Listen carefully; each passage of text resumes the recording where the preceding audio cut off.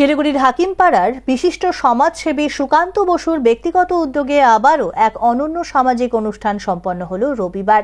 শিলিগুড়ি হাকিমপাড়ার গিরিশ ঘোষ সরণিতে নিজের বাড়ির ছাদেই তিনি গণ উপনয়ন অনুষ্ঠানের আয়োজন করেন। শিলিগুড়ি, জলপাইগুড়ি এবং সুদূর বহরমপুর থেকে আসা মোট 10 জন কিশোর এই গণ উপনয়নে অংশগ্রহণ করে। এই উপনয়ন অনুষ্ঠানে বৃদ্ধি, হলুদ কোটা, প্রায়শ্চিত্ত, গায়ে হলুদ, মুন্ডন, স্নান, যজ্ঞ, পৈতা ধারণ, বীজ মন্ত্র দান এবং ভিক্ষা গ্রহণ থেকে দণ্ড বিসর্জন সব নিয়মই নিষ্ঠার সঙ্গে পালন করা হয়। অংশগ্রহণকারী কিশোরদের জন্য তিনি কোরা ধুতি, গামছা, গেরুয়া বস্ত্র, উত্তরীয়, খড়ম, পাজামা ও পাঞ্জাবি সহ প্রয়োজনীয় সামগ্রীও প্রদান করা হয়। অংশগ্রহণকারী কিশোরদের জন্য তিনি কোরা ধুতি, গামছা, গেরুয়া বস্ত্র, উত্তরীয়, খড়ম পাজামা ও পাঞ্জাবি সহ প্রয়োজনীয় সামগ্রীও প্রদান করেন। এছাড়াও আমন্ত্রিত অতিথি এবং কিশোরদের পরিবারের জন্য জলখাবার এবং দুপুরে সম্পূর্ণ নিরামিষ ভোজের আয়োজন করা হয়।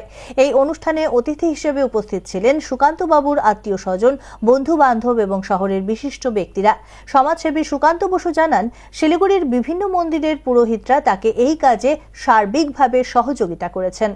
আমার তো খুবই ভালো লাগছে, কিন্তু এত নিয়ম সবই এদের আমি কিনে দিয়েছি। তখন দেখলাম 3 রকম ভাবে এদের পোশাক পরিচ্ছদ চেঞ্জ করতে হয়। প্রথমে কোরা ধুতি, গামছা, পরে আপনার গেরুয়া পোশাক, গেরুয়া বসন, তারপরে দণ্ড বিসর্জন হবে। এরপরে যজ্ঞটজ্ঞ সব হয়ে গেছে, তারপরে লাস্টে ওদের নিরামিষ খাওয়া দাওয়ার অ্যারেঞ্জমেন্ট আছে, সেগুলো করে দিলে আজকের অনুষ্ঠান শেষ হবে।